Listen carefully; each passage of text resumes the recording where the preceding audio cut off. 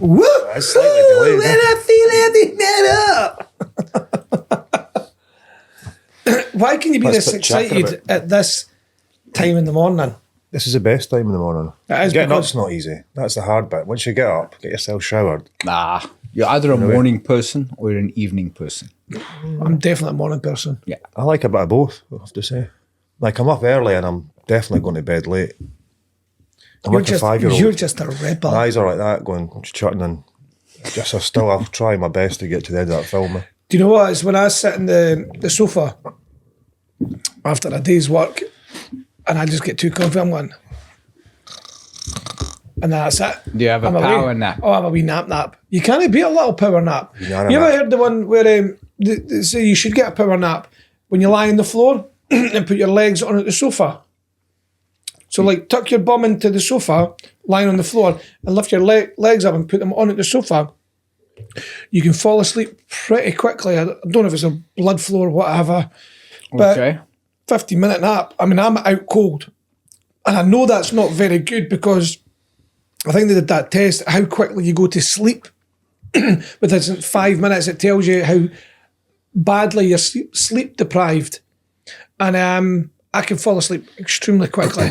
And I can go into a really deep sleep. You know, I'm dreaming all wacky stuff. And I wake up, I'm like, whoa, you're that edge of the cliff when you fall off. Lisa's like, were you sleeping there? I went, how long have you been sleeping for? 5 minutes. 5 minutes. I'm like, whoa, I've just had some crazy stuff going on in my head. It's great. It makes you feel good. Though. That is good though. It's good to do things like that though, I would say. I love a little power nap. I think the Spanish have got it right, the siesta. Of course, one last stop, settle, relax. Take 2 hours off, close your shop up. I know. Well, there is an element of that, but I'd probably say because I believe I'm an entrepreneur, I'd go, let's keep ourselves open because everybody else is shut. That's actually quite smart though. Aye, it is. When everybody, this is like, what's the word when everybody's following everybody else? What's When that you're a word? sheep. Sheep, that's the one. Nah. That's where you want to be different. Differentiate yourself from everybody else. I don't know what the Spanish would be like. I can't believe they're staying open, trying to take all our business. Yes, you're right. I am. Absolutely. It is. Because So- they do it. How's things been this weekend, boys? Been good. Weather's changing, a bit better, a bit brighter. Lifts everybody's spirits, that What a does. glorious day Saturday. The sun actually shone. Love how I went on my motorbike. It was Go for a long run. Perfect. Oh, it was amazing. It was amazing. Just to dust the cobwebs off. It's great. Lovely. How often do you service that bike? I just give it a wash every time I drive it. That means none, never. No. It's only well, do you know what? done 5 miles, to be fair. It's done. So within the first 600 miles, Yeah. you get its first service. It's like the run-in service. Yeah. And then you get your annual service. So my bike's done probably about 600 odd miles. And my other one's done about 400 miles. So I need to really get my finger out and start driving it a little bit more. It's good, but I went along to look at another bike at the weekend. Ooh, tantalising. Don't need a Taste bigger buds. house. Is that sort of midlife crisis bikes? No, Is it a custom? because I've told you before, I'm only 21. Oh no, sorry, John. But yeah, so when is midlife crisis? What age? I don't think you can put an age on it, really. Midlife crisis. Been through 3. You've been through 3. I think it's nothing about you personally, it's what's around you. That's going on around you amplifies your mood. So if you're in that, if your partner is going through premenopause, menopause, your father, your mother's passed, all these things, that ignites stuff. So yeah, in you, so it's and all a you lot of react to it. circumstances that create that. Do you know, it's like anything when you're meeting people, you know, you meet somebody that's really, really stressed out or whatever's happened to them, they're being a bit argumentative. You have to ask yourself the question, what's going on with them just now? Yeah. And that's the thing, because everybody gets caught up with how everybody's responded to them. Oh, they're just this and that. Like, just take a minute. What are they going through? Because most people don't go around their life trying to piss everybody off. Not everybody. Not anyway. everybody, but there is a small selected few, but you should get the mindset to saying, well, they're obviously going through stuff. They're not really my bag. I'll just let them do their thing and then I'll not see them again. Yeah. You should get that mindset shift. So in life, when you're dealing with a big problem or you are a little bit stressed in your business, how do you deal with that? Because I think a lot of times business owners go through different stresses, and your partners or your wives, your children, your employees don't necessarily realize that, and vice versa, your employees also go through stresses. So how do you deal with things like that? Maybe an open question to both of you. If you had a really challenging week or you have to solve a challenging problem, what do you do? I like to take myself away. You don't have to go anywhere. Wait, what does that mean? I want to take myself away. Oh, yes, Michael. Okay, that's lovely. Australia. Now, you need to step back. You need to be able to step back. You need to recognise the fact that you're in that. So the first step is recognition. So let's just say you go, challenging problem. What do you do? What works for you? I like to get myself in a better space. You need to get yourself out of the So what do you do in the environment? Well, it can be a walk, it can be. There we go. Yeah. So you can go out and just get yourself some lunch, take a pad with you, and then I like to just get things down on a list of what's going on. So for you, it works to make a list. Yeah, and then prioritise that list. Okay. Like this whole thing, there's only out of your list, there's only so much that you can have control over. So the things that you can't control about that, you just get rid of that altogether now. And then what can you control and what is the priority of the ones you can control? And how do you decide on a priority? Well, you'll know within yourself what the business is, whatever's going on, that's more important than that. And it might What's your rules for making it a priority? I don't really have rules necessarily. I just, within myself, I know that that's the thing I need to deal with now. And it might be that could be a quick thing. There could be 3 or 4 really quick things that I can just deal with quick, and they're done and they're off the list and it's shortened it already. Or it might be that there's a really important thing that needs dealt with that's maybe been getting put off by whatever. Okay, yeah. That's one that you just need to get off because that's a big headache one. You get rid of that and all of a sudden everything's starting to ease already. Okay, Johnny, how do you deal with it? If you have a really challenging situation, be it a client, staff member, just business in general, what do you do? I don't like sitting on hands. I hate animosity. I don't like when people are unhappy. So I like to deal with it. So you attack it head on. I always attack it head on. And sometimes it works, sometimes it doesn't. Are you doing that though, sorry, when you're like, is it, what's the word I'm trying to find here? At that hyper state. Is it reactive? Like, are you dealing with it reactively or do you take No, normally I'll take maybe 5 minutes just to try and figure it all out in my approach and study the area that I'm in, genuinely. Like, you see, years ago, I wasn't very good at it. You have to look at yourself and how you're behaving in the circumstances. Are you causing it? Are you hindering it? Or are you going to help this situation? And I've realised that I need to help the situation. So I always look at it in a positive way. So let's take, for example, if it's a client that's going through something and they fight back with the management, I'll always ask the management, that's your opinion and I get that, you're feeling that way, but how do we best turn this around to create the good client journey? Because remember, a client is a client, whether they're an arsehole, right, and they've slipped through the net and they're showcasing what they're feeling just now, it's because of a feeling. It's something that was said, it's something we've done, or it's something we've not explained properly. So something we've done. So think about that logically and take the emotion out of it. Your job, your number one job is the client journey. Mm-hmm. Whether they're annoying you, whether they're stirring the pot, your job is to take full control and steer it in the right direction. It's like the 1-to-20 game. Ask the questions, stay control, do not lose your shit. And that's one of the things. If it's somebody is annoyed with a situation that I've done, ownership. Take ownership of it straight away and assess the situation. Say, look, you got a minute, and we either go outside on the wee balcony bit, the patio, and we'll have a chat, because sometimes it's nice to chat outside. They feel they can get everything off their chest, and I always say, look, what have I done wrong there, and how could I make it right? Okay, so I always take it on. I take full responsibility. Another ones is if it's something else out within it, I just grab the guitar. Here's my story, sad but true. Anybody knows the song, email us at tbb.ceo. Well done, John. And there's a fiver in it for you. It's an interesting thing because I think a lot of time in business you deal with challenges and things that you don't necessarily foresee. Mm-hmm. And we're creatures of habit. We slip back into it, and we sometimes make emotional decisions and emotional responses. What do you do? When I face it, so it's just recently I've had some challenges, but I've recognized the first thing is, like Michael says, you need to recognize it. But for me, I like to go for a run. When I say a long run, I go run for 10 miles. But by the time I'm back, I know what to do, how to do it, because it just clears your mind. That's not always possible. Not always possible.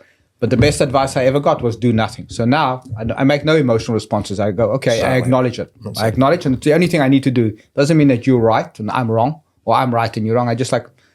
I hear you. And then I'd go on a little bit of a run or a walk. I just need to clear my mind just to get a new perspective, different perspective. Do you know, no, but you see, I'm trying to think of something that's been horribly wrong. Say a customer's not happy with the service and something that's completely went wrong and you have to react. Let's say it's a burst pipe. Somebody's done X, Y, and Z. It needs to be dealt with very quickly. And it's at night time, you're stressed out. Do you get your managers to solve that problem? Do you have to try and get involved? You can't go for a run. Yeah, so that's different again. So the very first thing I would do is in that sort of situation, if I were in that situation, I would firstly address the problem and say, get the water switched off because it's flooding. So one of my team would do that. I would phone the customer back and say, listen, my sincerest apologies. I'm going into a meeting. You're the top of my priority list. I'll be back with you in about 60 minutes, if that's okay.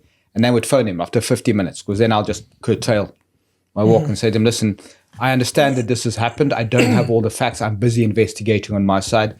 I'm trying to understand what's happened. But you as a customer is obviously really, really important to me. So you tell me your story. I'm all yours now.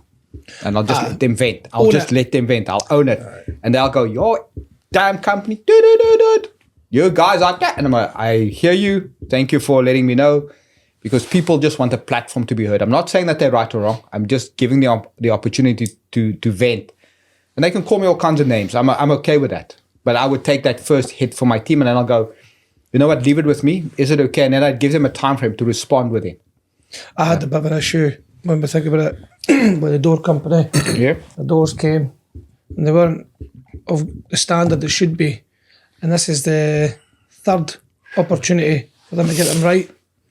And it plays havoc with our schedules. And the manager, Ian, he's been doing a great job. He's been putting it right. He's very professional, the commercial way as well, which is quite straight to the point. But I lost my shit on Friday. I lost my shit. I mean, I'm not going to. So sometimes when you can say something in an articulate way, calm, collected to get your point across, but sometimes you've just got to fucking go for it. And you lose your credibility. No, you don't, because what I did at the very end, I says, listen, thanks very much for listening to me. I've vented. I've not articulated in the best way, but this is authentic me. I'm just fucked off. But I appreciate your patience and appreciate how you've stayed calm on this because you finished on a high. Yeah. So he's listening to all that dribble and that anger and got upset himself probably, but now he knows where the land lies or where the lay of the land. You do this too many times, you're going to hear me and I'm going to take it further. So I think there's an element you have to do that sometimes. I generally do. Oh, there's definitely times you need to make sure that, I mean, there, at the end of the day, it's money, it's your business. If there's mistakes getting made, it's different. Mistakes that's how you learn. You know, when you bring somebody in the business, they're going to make mistakes, and that is how you learn. But if it's repeating those mistakes, that's an issue. That's so what the can I say is. to you, once is a mistake, twice is a pattern. Okay, we're slow to identify. We're really slow to identify. Oh no, and then we start making excuses. And we go, they've got too much work. But we need to start getting on the front foot. We need to be a little bit more proactive than that. So I would say the first thing, because I think in today's world, business owners suffer from burnout. Men suffer silently because they think it's their job. They don't. Who do you go to when you just want to offload? You don't want anybody to give you any solutions. You just want to offload. You just want to hear. Where do you go to? Exactly. Or pray. where do you go? Yeah. Well, you don't really go to your wife. You don't. That's Or the you go to opposite. your That works the partner. opposite way. No, yeah, you don't. Aye. And your friends, they're your friends for a reason. They really don't want to hear your stuff. So where do you go? I go in my book. Just write it all down, get it all out. Different There's a people do solution different there. things. And your staff, where do they go when they reach that point? They Well, just that's bitch and go talk to everybody else and talk to their Yeah. friends, and then they realise negativity breeds negativity. There we go. Yeah. So what can we do to jump that circle? Well, that's the thing. That's where you've got to recognize. As a boss and a leader, you have to recognise that. And if you're being honest with yourself in your business, you'll see things there and you think, but you don't do anything about it and it'll just get worse. Because I think you're obviously trying to grow your business, and to get that growth, you need to get more work in to get the growth. And if you just keep bringing staff in for that growth, you're never going to get anywhere. It's like eating soup with a fork. Yeah, exactly. So there's an element of when you hit a period of growth that you're going to have to be busy. Everybody's going to have to be busy. But there is a definite way that you can recognise that your staff are burning out, because you don't want burnout. No, you certainly do not. That's where you get flexibility as well in your business. You just need to be able to... But those are such nice words. How do you recognize it? What's a practical? Show me a practical thing where it happens. Like, you'll see staff will start to maybe not come in as early as they have been because they're knackered. You know, they've maybe not taken the time to get themselves ready as normally would. So they don't brush their hair. Type of thing. That's why I shaved mine. So there's things like that, and just in general, like their reactiveness. You know, they might start losing their shit a little bit earlier than what they would normally would, or there's just signs there that you can pick up on going, like, are you all right? Same as what you were saying earlier. And that's a discussion then, because a lot of the time you'll find staff will not come and ask for help, or even just broach the conversation that we have too much work on here and we're struggling. So you as a leader, you need to recognise that, and it's just a case of dealing with it, having conversations, supporting them. I think one of the biggest things is showing your staff that you have got their back and you are supporting them, and you're not just pushing all this stuff on them and expecting them to deal with it. So having good conversations, open conversations, you know, are you all right? What are you struggling with now? Where can I help you? What are the things that we can do to try and ease the load a little bit? Because I appreciate we're going through it now. And just things like that would definitely help. But what I think back to ourselves, but hopefully this resonates with people. We have weekly meetings. Right, we do as well, yeah. I take notes, and it's just the reason why we're taking the notes, like everybody would probably know this anyway, is to make sure everybody is accountable to follow up on the conversations that's happened. But it's also another way of people offloading anything that's going on. You know, what's happening this week? Any issues, clients? Is there anything you need me to help out with? How we're doing with workload, capacity, the guys, the girls, how we're doing. We talk about the P&L with the business for the last week, money is to come in, and everybody has something to say. And then we use your analogy, let's put the dead fish on the table. Let's just chat amongst ourselves, anything that's annoying you now. And I always open up the conversation. Listen, I didn't acknowledge last week, I was a wee bit this, and that. I'm hoping I've not offended anybody. And they're like, well, you're being a bit annoying this way. I'm like, listen, I appreciate that. I'll work on that. And you have to take the accountability as a leader.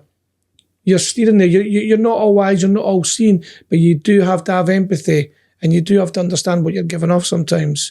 And I don't know, I can sometimes, you can see that mood shifting going, that was quite good conversation. Yeah. And there's nothing better when somebody takes accountability. But it's just having conversations. Right. You know, the ultimate leadership is you are responsible. Exactly. So it doesn't matter who makes the mistake in your organization, you are responsible. And if you're employed as a CEO of a group, if somebody in your organization makes the mistake, you are still accountable. Yep. And you'll find that larger organizations, when the CEOs recognize that, they resign. Okay? And it goes, but that is the true mark of a leader. Is he'll take responsibility, he'll take the blame, he'll take the criticism, won't throw his guys under the bus, although it is their fault. Yep. He'll take it, he'll say, this is how I deal with it, and then he'll move on. But you know what we do? Not necessarily so much in America, or not so much in the UK. but we start ostracizing them. That's just a big word. But we put them somewhere. We go, oh, that guy failed. It's not that. We failed to recognize what he sacrificed. We failed to see the sacrifices of leaders and CEOs. But that's important. Like, if your staff understand you've got their back, Yeah. everybody's got the back of everybody in. Like, the culture you're generating there is a nice, safe environment for them to go and do their job. Whereas if you've created a blame culture and it's all about pointing the finger and it's you, Yeah. that's when that's a shit environment to have. Because people will then, they're not going to be honest with you because, if they've made a mistake, they'll try and hide that mistake, and that mistake can become a huge thing. So you want people to go, I fucked it. Excuse me, I fucked it. Need a bit of help here. How are we going to get around this? But you're saying it comes from the top. It comes from a leadership perspective. Yeah. It comes from a leader opening. The culture is what your business stands for. It's how you show up. And believe me, your customers see it. They see how you show up. Do you know what? We're driving along this morning about 5:30, and you're talking about, what do you do when you're getting hyped up or whatever it may be, or getting annoyed. I recorded myself this morning, and I was, you know what? I don't know what I was watching on the news, and then when I woke up this morning, I went, I'm fucked off. And not that I'm carrying that can out and that burden, but then I decided to offload it on a video so I can hear it back. And it sounded how ridiculous it may be or how poignant it was. And it was all about leadership. And what it sparked was, I was listening to this guy called Gary, an economist, and how much United Kingdom, for instance, not a political rant or anything, but you take, you have 20 people in your organisation, okay?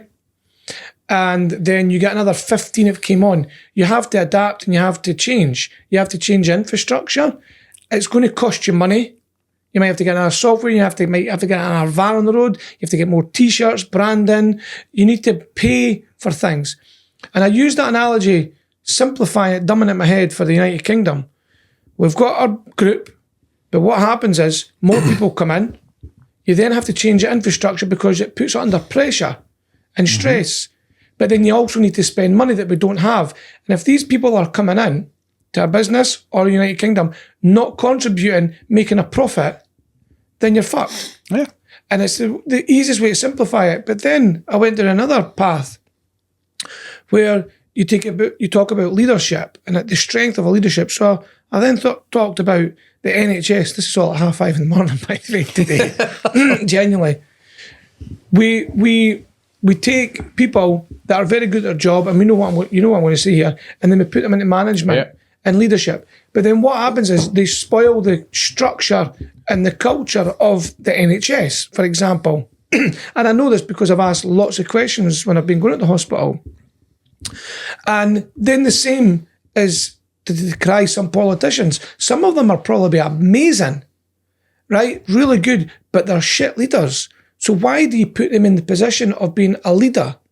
The leader has to take the bullets. It has to take the responsibility for everybody else. But a leader wants to have the right people, let's say politicians, in their cabinet, in their business. You want to have the right people doing their job, but you need to lead them. You need to steer the path. And I think people are missing that fundamental point. They think they're a leader, they want to be the leader, but they don't want to take the accountability. They don't want to take what comes with it. Yes. It's just the fact. We want the title and the money, but we don't want the ugliness that comes with it. Yeah, responsibility. So managers, where do you think they learn how to manage people? Where do they learn to manage? They learn from above, like whoever's managing them, who their mentors are and who they'll. So we learn from, and you either have a great experience or you have a bad experience. It's one of those two. And if you have a bad manager that micromanages you, that becomes your management style down. If you have somebody that says, these are the parameters, operate within, and as long as you produce these results, that's okay. And call on me if you need help. And a good leader, if somebody comes to him with a problem, will go, okay, how do you think we should deal with it? Not, this is my solution. How do you think? Because that empowers people. So little things like that is, I think, where people start taking, oh, that's quite interesting. He's interested in my opinion. You validate people. Yeah. To be fair, like when I become a foreman, first time, the boss that I had was an absolute dick of a guy. Right. And you didn't want to be like that. Like that. I was the opposite. Like I had my own way of how I dealt with everybody. which is a softer approach, not always, but. So you're hard when you need to be, but Yeah, you're soft. but there's reasons behind that. And also the individual. Some people need a bit of a kick in the arse, other people don't. They just need a cuddle. But there was, like, I would have meetings with my boss and he is like cracking the whip. He was an absolute arsehole. And I would be the buffer in that instance because he's demanding this and I would get that result, but not the way he wants me to do it because this is not going to get the best out of my guys at the time is how. So there was a lot of learning at that point for me going, that's not how I want to be like him because that's... Like, so that just means that you're self-aware. Yeah, suppose, yeah. But how many people do you think are self-aware? I think it just depends on the strength of your character because if you're learning from someone, you're going to take what you need to take from it, but you know that that's not right, what's happening there. And if you're then going to take that on board and say, well, this is how I'm going to do it, I suppose, then there is a bit of lack of backbone and you're just going down an easy route of, well, it works for him, it'll work for me. There's always two decisions to make. The easy decision and the hard decision. But this comes back down to what was said in previous episodes yet again. You're the average of the 5 people you hang out with. If you're a leader, a boss, a manager, start thinking about how you want to become the best manager, become the best boss, best leader, the best entrepreneur. You start hanging around with the right people. The best version of yourself. They elevate you. It's amazing what we do, that the things that we do for each other on a day-to-day basis.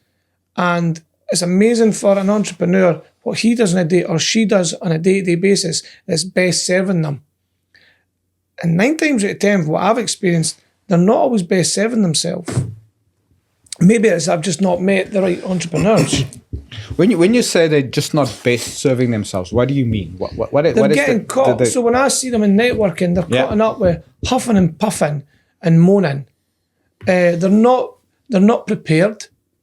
They're not putting their best foot forward. They're not hanging around later on.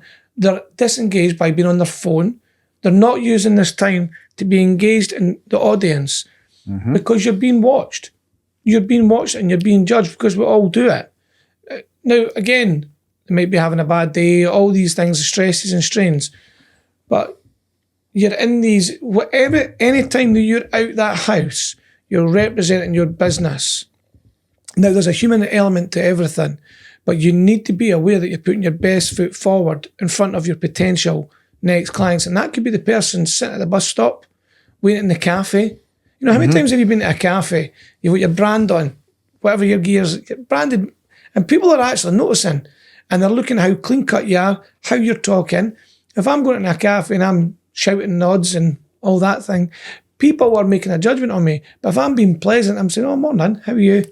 And having that great feeling, people are going to remember you and they're going to see that. They might not accept it right away, but you see the visual impact. And if they see the marketing secret by putting your boards up everywhere or whatever, they'll go, that was that guy, I'm sure, at the cafe. Oh, he was really nice. They'll register it in their brain. So you need to be aware of what you're giving off on a day-to-day basis. I think it's something as simple as if you're driving a branded vehicle, how do you drive? Well, we're not going to talk about that. I feel a story. I feel this is a story. Nah, it's all right. Is it all right? Okay. No, we'll park it. But you're all right. It's when you go out to a restaurant, okay, and you have a bad meal. Okay, only 3% of people will ever complain. I tell you this, they'll go, oh no, it's not so bad. I'll eat it or I'll send it back. I'm not one of those 3%. I'm one of those 3%. We go, let's just stop the bus here. You don't like it? Let's call the guy over. You call the server over and you go, listen, sorry, bring me the manager, because it's not the server's problem. And you say to the manager in a very calm and polite way, is like, this is what's wrong. And we've recently had it with our daughter. We went out, we go, listen, this is the issue. Look at it. And the woman came back and she said, look, we're so sorry. We're going to take it away. And we're going to give you a new one. And I go, that's perfect. You've dealt with it. You got a new one. Everybody's happy. And then they came back and they said, no, we've taken off the bill. And I go, that was never the purpose of the exercise. You've taken responsibility. So please add it back on. More than happy to pay for it. They go, no. We just want you to have the best customer experience. Now, I'm going to tell everybody how good that place is. Yeah. Okay. And that is brilliant. And that is what you need to do. Because if you don't give somebody the opportunity to fix it, I'm going to go home. And if I didn't do anything, I'm going to go home. I'm going to come here and firstly tell the two of you. You're going to go and tell 3 more people each. And before you know it, I've given a place a bad reputation without giving them the opportunity to solve this problem. And this is back to never, ever leave a bad review for another business owner. Absolutely. It's completely wrong. I'm going to say this, do not be a coward and a keyboard warrior. Do not be a coward and a keyboard warrior. If you've got something to say, okay, call the person aside and let's have a little bit of what they call integrity. Because everybody wants it, but nobody has it.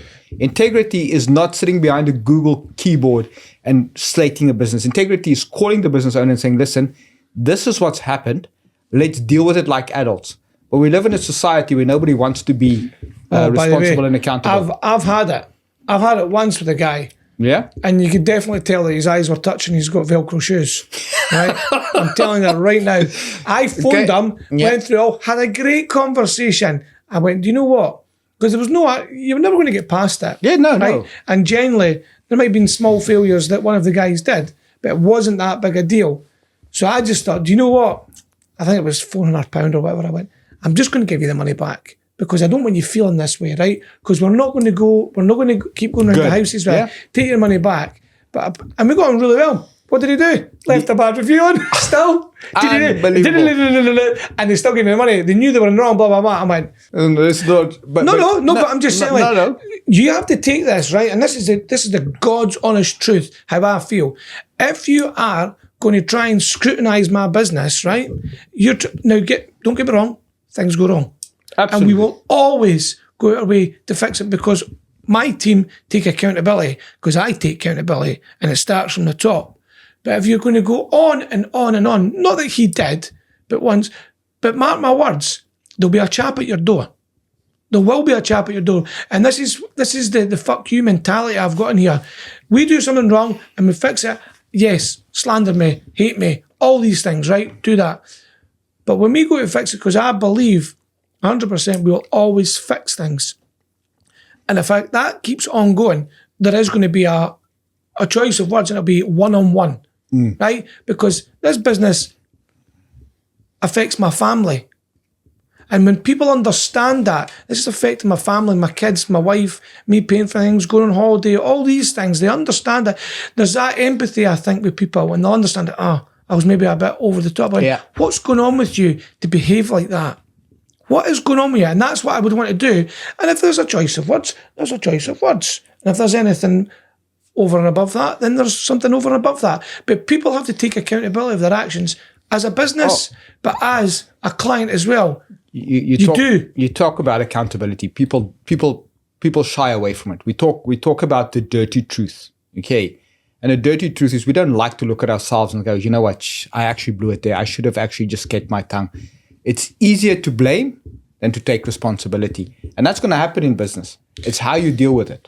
There's just a lot of stupid people out there. There's a lot of people that act on their emotions far too much, but then they still don't accept responsibility for it. And that's the downside to it. I think to drag it back because it's getting liable. I don't care. That's just me. It's just me being honest. And you might have people listening to this. Oh, shut up! Seriously, this is just me and my thoughts. You have to be authentic. And you have to be true. I can tell that you are cringing like mad. No. We're okay with this. What was it? No.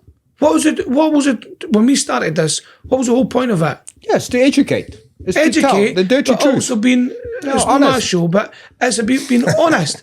Am I decrying my business and myself? Possibly some people, but you're never gonna. You don't know me enough. Yeah, what did I read the other day? If you talk badly behind my back and you're not on my phone, you really don't matter in my life.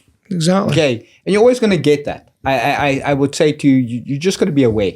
But back to it. Burnout. So we've talked about... Off on a bit of a tangent, yeah. What can you do to prevent it? It's more now, we've talked about staff burnout and stuff, but you as an entrepreneur, and you are the owner and the leader, you have to be careful you don't burn out because that's the top of the tree, can have its own issues. So what are the signs yourself? I mean, when you start off a business and it is the startup phase, you are very busy. You're 24/7 on it, but there's an enthusiasm that gets you through all that. It's the day you wake up and you go, I hate this business. I don't know what it's doing. The day you start complaining is the day burnout starts, because then when you start hating what you loved doing, it means something has changed. Now that becomes really, really difficult to pull it back. But if you think about it, how far in your journey, in your business journey, do you stop working 7 days a week? How far? Is it for the first 2 years? Is it for the first 6 months? Or do we just go for as long as it takes? When do you draw the line? When you had, and I will say to you, my wife kicked me out of our home study. Best thing she ever did. She said, it's going to be a bedroom for our son, who never comes to visit, by the way, Brad. Never comes to visit, by the way. But best thing she ever did, because now you've got fixed hours. So what are you doing? Okay, because very often if you're working from home, you roll a Saturday into a Sunday. Work takes priority. Yep. I think you just know yourself. You can't put, I think later on. What does that mean when you say, I'm just not myself? No, not yourself. I'm saying you have to do what you feel in yourself. Because what I think, when you first start your business, every minute, every hour counts. Now, you could be strategic and map out your day from 9 till 2 and then 2 till 3 and all that jazz. But the more you put the effort in, you work the 60 hours a week to start off and get this baby nourished and looking after it. You need to put blood, sweat and tears in. I generally don't feel that you can just do a diary entry. This is when I'm going to do this. This is when I'm going to do this. This is when I'm going to do that. It doesn't work that way. Okay, you have to get rest. No, that's a very, very good point. You have to rest, though. Like, you can still do all that, but have time to yourself. Like, make sure that in that diary, if it's how you're doing it, is that you've got time to yourself to break from it and have a rest. Even if it's a mental rest, it doesn't have to be, a holiday abroad or anything. But you just need to stop thinking about it. Who does that? Who breaks their days down like that? Nobody. Most people that start their business. I do most people in their business don't do that. Okay. Now, I'm not saying it's not. I'm not saying it's right, but I think there's a place for it. I know you do it. I've started doing it. No, you can map out your diary. A simple thing is, I will only place jobs on this day, this day, and this day, within reason, because things happen and things change, because kids are unwell or the car breaks down or just things happen. But you can get a structure, because you've got a structure. You wake up every morning. You have your lunch roughly about that time, then you have your dinner. These are some of the structural things that just happen, they're implemented through the course of society. But in your business, you have to work. And mark my words, you work your ass off and you will achieve great things. You have to work. You have to work. You have to work hard. You have to work smart. You have to work hard mentally and physically. All these things. And the minute you don't do that, go and work for somebody. Go and work for somebody. You have to outwork someone. And that might be working that extra hour at night when everybody's went home. And it's not because you're not managing your time properly. It's just you're putting that extra effort in to best serve you the next day. That's the thing, is you have to work. Work is there. You're never going to get away from it. And when you work for yourself, you need to work twice as hard as you worked for a boss in order to make it a success. Success leaves clues. Clues. It does. And every entrepreneur says that. You have to outsmart and outwork your competitors. It's a fact. It's an occupational hazard when you want to work as an entrepreneur. You have to outwork people. So when you have that conversation with your spouse, you have a chat with them saying, listen, for us to make a success of this, I need at least 9 months, a year, to work my ass off to best serve this family. Because as a guy, you're not doing it for yourself. As a dad, you're not doing it for yourself. And I said this last night. The guy at Christmas, the father at Christmas gets hee-haw, gets nothing. He gives, and he sits back and he gets the socks and the pants. No. And a scarf. Well, but you're not doing it for you. I don't need anything. I don't want anything. And any gentleman, any father figure says, I need to have this. You went, you're not the correct man. So, do you know what I give? What I do is I buy myself a gift. The kids love it. I did it a couple of years. No, right. To Dad from Santa, thanks for being a swell guy. As a gift from us, and they laugh. We find it really funny, but you're right. You give. Men give. Today's society, right? Are you a masculine man? Oh. Well, define masculinity. Though. I'm not even going to go down that. Because I moisturise it. Can you not see it? Are you a masculine man? Are you a man's man? I would think so, but Michael, are you a man's man? I'm a chameleon. no, yeah. stop sitting You know on what? the Yes, fence. I'm a man's man. Yeah. Right. Are you a man's man? Definitely am, man. Yes, I'm definitely a man's man.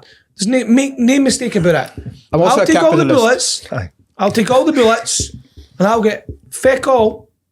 But I'm all right with that because you it's seem an all right attitude with I've that. learned from my dad that way. I've grown up in the 80s. Do you think it's a I'm proud of generational it. thing? I'm Do you think it's proud a of being me. generational thing where when you grow up hard, you grow up poor, you don't want your kids to suffer, so they don't go without, so you overcompensate? Do you think there's an element of that in there? Massive element of that. I'm going to ask the man's man. Do you know what? I enjoyed my life growing up. I had Absolutely. I had a lot of ups You and had downs. a in little it. bit of struggle. A little bit of struggle, but my mum and dad were great, even though they were going through their life and the ups and downs. I had a great childhood. Make no mistake about it. You know, there's ones that are probably worse off. There was times when my childhood wasn't brilliant, but overall, tremendous. I take my hat off. And I learned from over a period of time, my mum's one of my best pals and my dad is actually my hero. Genuinely. I know that's something you hear on TikTok and all the fucking wanky stuff that's out there, but he is. But you realise that when shit goes south, Yeah. my dad had a stroke and I went, fucking hell, it's the first night I properly cried for him and I gave him a cuddle. Like, I was like, wow. And this is the thing, is you can rewind and it's like the Jim Davison thing. He's getting asked to apologise for things that were acceptable back in the 70s and 80s. I went, would people just stop? Stop. That just that was absolutely- comedy. That was comedy back in the day. Don't get me wrong, there was things that happened back there. BBC, how you doing?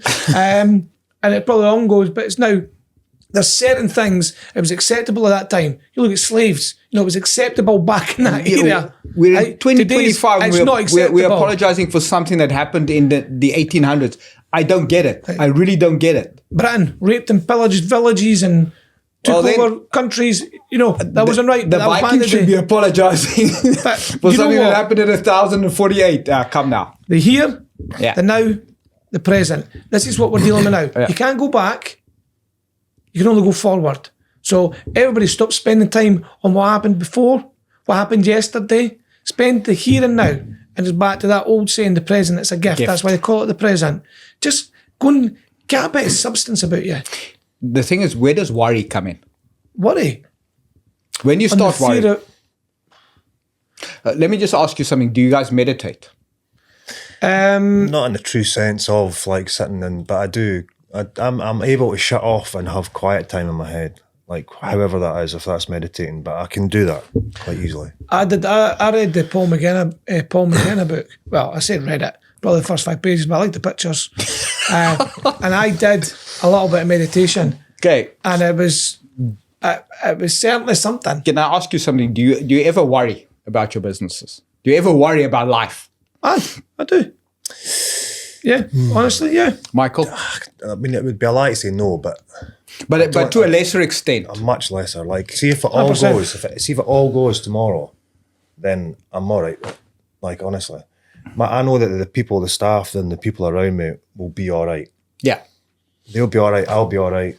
It's not that I want it to happen, and I'll do everything I can to not ever have it happen. But if it does, like, everybody's got, within what I work in, they've got their own skills, they've got trades, they've got, they'll be all right. They'll be all right. And it'll not be a nice process to go through, but at the end of the day, It's good. So why I'm just worry going about to let you in a little secret. If you know how to worry, you know how to meditate. Meditate is just the very opposite.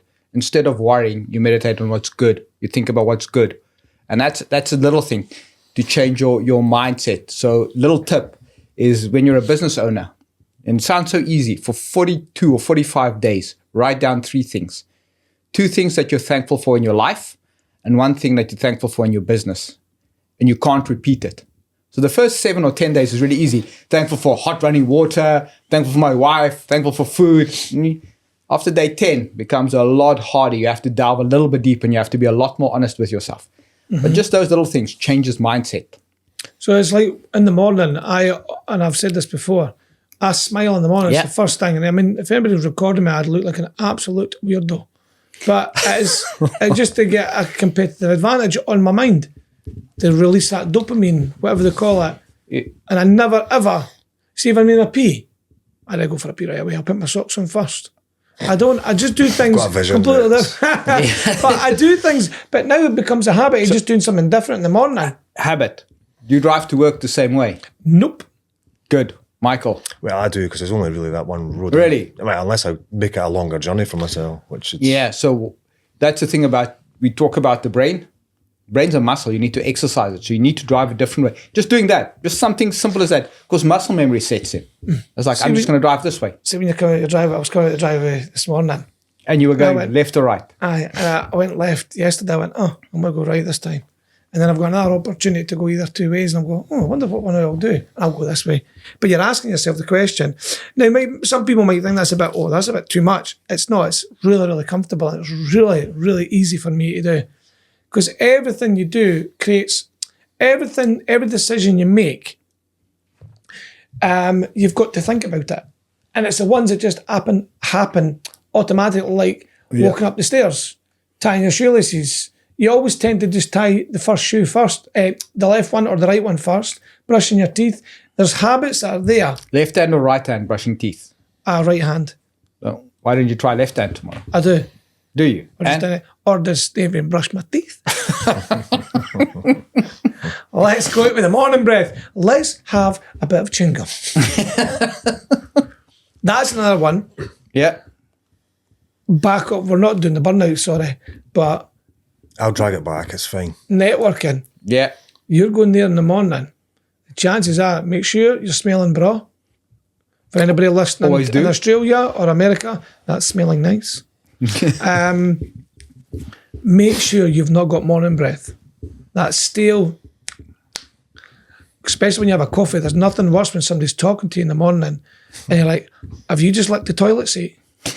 Seriously, have a bit of chewing gum. Thank you for sharing that with us. Maybe take some chewing gum with you to that. Take some chewing gum with you. Take some mints with you. You might So you not can smell hide it, out. but just accept it. Your Yeah. breath is stinking. I'm telling you. No. This is the dirty truth, the ugly truth. That's just a tip. But we can put a wee short together for that. Aye. Chewing So gum. I've a question then. Advice. If you're giving advice to someone, a business owner, on not burning out, one of the things I would say is overworking without rest, saying yes to everything, because we're all guilty of that. I definitely was guilty of that at the start. And it's easy to say yes. It's harder to say no, but you need to learn to say no for sure. I would say setting unrealistic timescales on things, putting pressure on yourself when you don't actually need to do that. You know, if you're doing something. Why do you do that? Or why do we set Trying to unrealistic? impress. I think you're trying to look at the workload that's coming through and how quickly you can get that through if you can, because it's more money generating. But realistically, to do something properly is going to take that amount of time. And if you set those expectations with your client, then that's their expectations. If you tell them it's going to take a week when it should take 3, And you can't deliver, then you've lost and that's credibility. so all of it, and then there's a whole, like that'll just snowball on everything that's going on. So manage expectations. Manage expectations. Try to wear too many hats. Like if you're trying to do everything and that's what you try and do at the start of a business when you're in a startup mode. So when do you delegate? When do you start delegating? Well, you really need to know what you're good at and not good at. And if you're not good at something, but it is something that's important in your business and it's taking time up for you learning it and do it, then get somebody in that knows what they're doing. That doesn't necessarily have to be a full-time staff member. That can, there's lots of people out there that you can call upon. There's virtual assistants. Virtual assistants for taking phone calls, because that's one thing, if you're trying to do something, like we had Stephen the architect, and he's obviously doing drawings and taking time to get all these projects together, but if the phone's constantly ringing, he has to answer it, and it's taking him in all different directions. So a virtual assistant is a good option for some in that situation. So they can filter the calls, and there's still important calls he has to take, but that virtual assistant will work with him on that as to what he needs to deal with and what he can go back to later on and allocate some time in the day for that. Which we've had some good discussions on that with him. Lack of boundaries is another one. You've got to keep your boundaries. It's easy to let the boundaries just go and you're then 24/7, and you're open to everything and answering emails at 11 o'clock at night with people replying, and before you know it, you're just not getting space in your head to shut down, and before you know, you'll be dreaming about work at night. So it is literally 24/7. Or maybe nightmares? Well, yeah. Like I did go through a phase where I was dreaming about work. I was up at 5:30, getting through to Glasgow with a workshop, and I wouldn't get home. If I got home, it would be about 11 o'clock. So I'm showered, something to eat, bed. So there was no break in that. So I was then dreaming about jobs that weren't even jobs I was on. These were made up jobs that I was dreaming about. And honestly, you talk about burnout, I was burst at that point. So what did you do after that then, when that was happening? Like it actually took a short holiday for me to step out of that situation, because it just, it creeps up on you, and the hours that you're starting to do. And I got to the stage, I think we've talked about it before, but I was 3 days at times before I even got home. There was so much work and volume on, and you were burnt out. The quality of the work had dropped. Everybody's tired. It's not everybody was sleeping in a workshop. It's just I had the journey back and forward. So it just got to the point where there wasn't a point. You might as well just stay. But, you've not got to change your clothes. You're in the same clothes. It was just ridiculous. But it crept up on you. So it took the break. Like it was my brother's wedding. We went away, and I sat there and just, after a day or two of having that rest and mind space to go, what the actual fuck am I doing here? And that was a change. It's all learning, but that was a change for me. So that made me make a change, and I came away from all of that and just started again on my own to get some more realistic work-life balance. And I'd say that's another one, is you have to have a work-life balance. You need to learn to switch off. When you go home and that's your time to yourself, you need to be able to just not answer the emails and the phone calls. If there's emergency stuff needed, there should be a system in place to handle that. Because that's something that, depending on what you're doing, that you maybe can't get away from, as if there's going to be emergencies. But, so on the letting side for that, we've got most reactives, gas, plumbing. I'm not a gas engineer, so although I might take the phone call, it's not me doing the work. I've got somebody else that's going to go out and do that. So it's just putting these things in process that just give. So when you had the weekends to yourself, but emergency come in, it's like, but you just have to deal with that and process that you've set up. It's just getting all these things in place. Yep, 100%. Anything else that we can help? I think you've covered the four big ones. I think boundaries is probably the most important one. Start with the end in mind. Have the boundaries ready. Definitely don't say yes to everything. The key to scaling a business is not doing more things. It's definitely not the key to scaling a business. Smarter. You have to be smarter. Like you say, outwork your competition, outsmart your competition. Use all the tools that are available. Outsource whatever is non-core to your business or not key, as far as you possibly can, because cash flow does come into play. You need to look at affordability. You need to be sensible. Sensible. Nobody uses that word anymore. Nobody's sensible anymore. It's because it's a stupid word. Yeah. You're right. It is. Sensible is a stupid word. It's like common sense. We rely on it. It doesn't exist. Common sense? Common sense. Doesn't exist? Doesn't exist. Well, we need to save that for the next podcast. What does common sense look like? Well, we'll finish up. Wicus, how do we finish up? We've got a button. I've got a button. Oh, you got a button. Yes, is it going to work? But Now, the volume up. The volume's up. We had a bit of issue with the volume last time, but let's find it first. We have to find it first. I think it's this one. This is your world. Yeah. Shape it. Or someone else will. Well done. Good stuff.